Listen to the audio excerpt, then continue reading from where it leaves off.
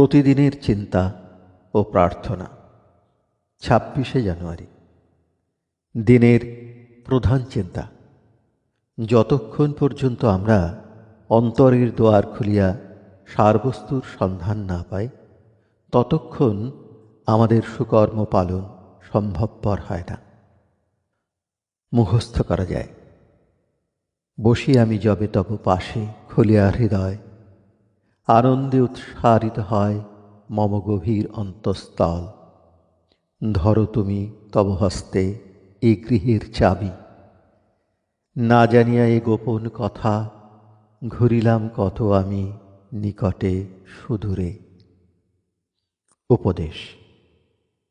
জগতে এমন লোক নাই যে প্রথম অন্তরের গভীরতম প্রদেশে প্রবেশ না করিয়া সে আপন জীবনকে কল্যাণপ্রসূত সুদূর প্রসারী করিতে সক্ষম হইয়াছে। যদি সে আগে এই ধর্ম পালন না করে, তবে তাহার সকল কর্মে এক চিন্তাশীলতার অভাব প্রকাশিত হইবে।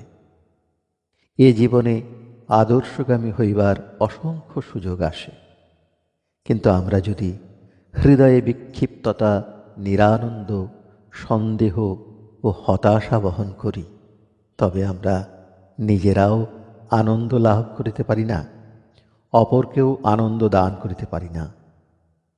যখন আমরা কেবল আনন্দ, শান্তি ও শ্রদ্ধায় অন্তরকে ভরিয়া রাখি, তখনই আমরা ভগবানের সেবা ও জগতের সেবায় সমর্থ হই। প্রার্থনা। হে পরম প্রভু, তুমি তোমার সত্তায় আমাকে পূর্ণ করো। আমার হৃদয়ে তোমার আবির্ভাব আমাকে অনুভব করিতে দাও। আমার অন্তরে পূর্ণ আত্মনিবেদনের আগুন জ্বালাও, যেন আমার সকল মালিন্য, অযোগ্যতা তাহাতেই দগ্ধ ও ভস্মসাৎ হইয়া যায়।